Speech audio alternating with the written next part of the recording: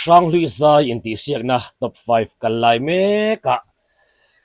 bu bi LALRIMAWIA kum sam nga le pasari electric veng aizol zai ti tu makan nga thale do na ahlamas sa zo ka hian ama hadu zong tak aron sa anga apani na hian in lodang zai an thim song aron sak zom le nga don ni nga thla nga lang ania electric veng aizola oma kum som nga pasari kani anlunga leng ve yang bu arvan tam mo la mo gitar pertu la hi ko chame si mo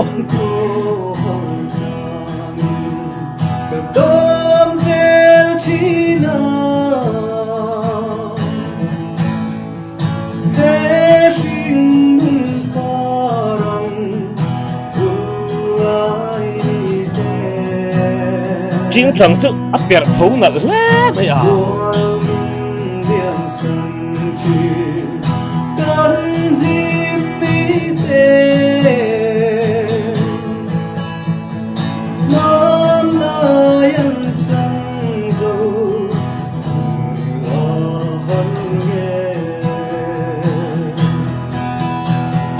lên ruộng nước tê nè im tê dài nhìn cơn vô lại khá càng ai chi e chiêm tất cả sai thì lịa về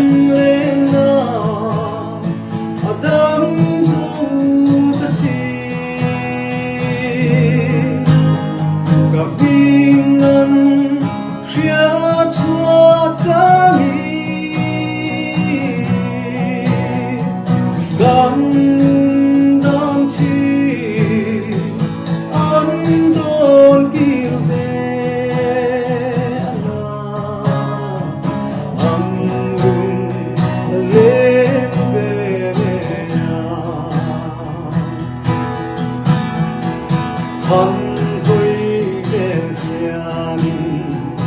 ôm tin nắng kia rồi lắm ồ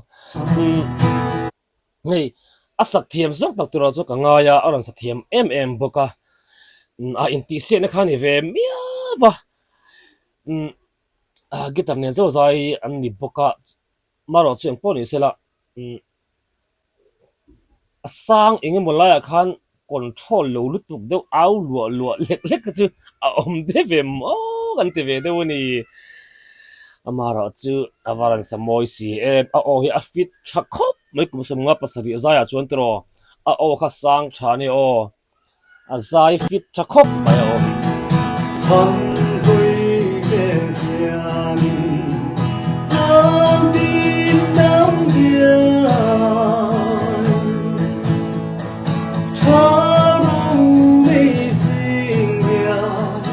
lên cô lên trên tâm khi phim lệ thiên hoa nén lên nắng cho tham thiam tên ấy đi chi zuk le buam teu sa yang thin ro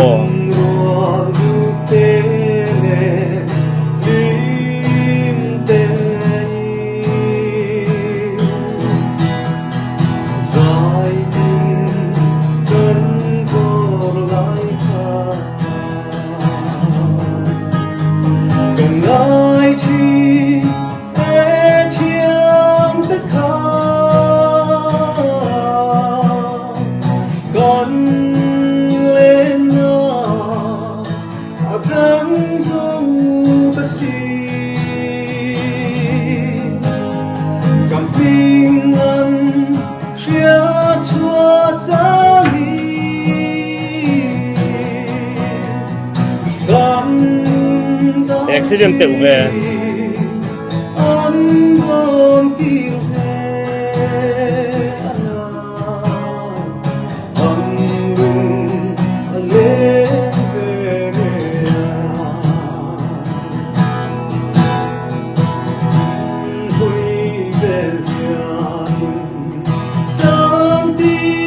sual tu ve thina a confuse strap thiling ka sia lên cô lên trên đâm thì phim lên thiên hoa ném lên nâng cha son theo tình lời ý chí lên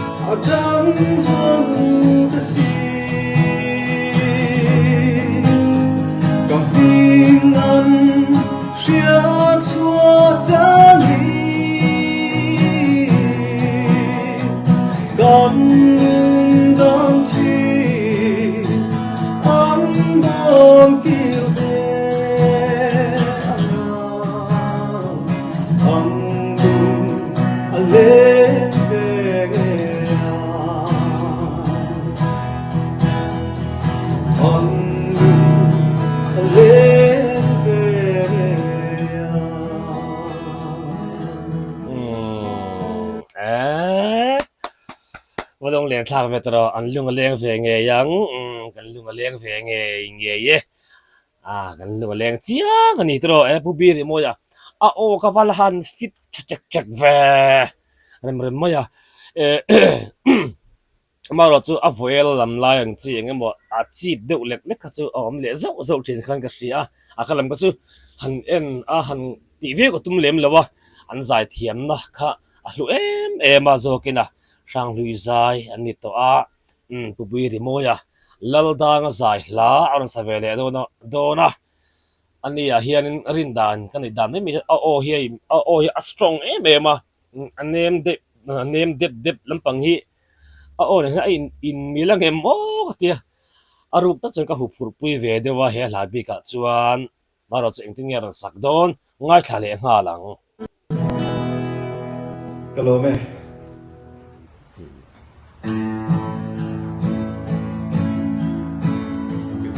Bonge ka di te kamen boy men boy ka bisi ayran sa cha ro me le van van kara alen lo wow ka zum don murlen tam zum oi oi oi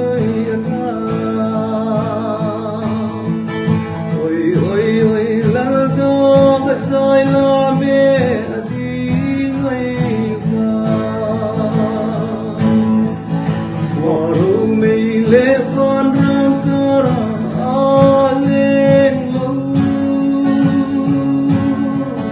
Ka sung don len tam sung oi oi oi ana ngolok pubi re mo hi kad dei sei lo lutuk in aron sa he la hi mo dei le si ina karin ai aron zai cha aron sa cha dei aron sa thuk aron be flow moi ve o fit box si katum lo dan dei kan ngai khak su le ang pui le ka tuar ngai lo ka tuar ngai lo Tarau tok leno van soda Shilzero len ti song song oi oi oi na Oi oi oi la ta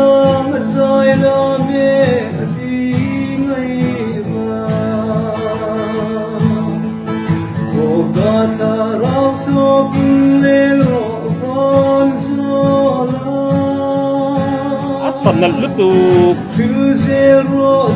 len di song song oi oi oi ama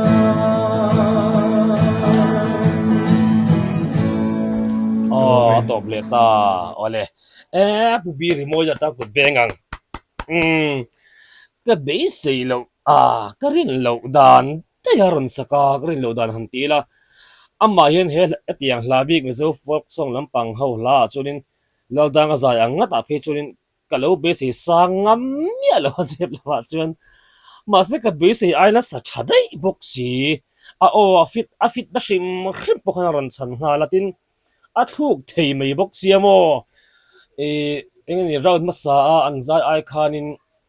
aron zai thadai zo ka ti ka benga chuan pubi rimoya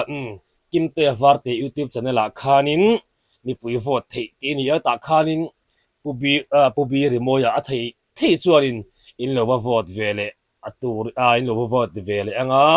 lo vote vele chau tur po in kan som mal bok chu ni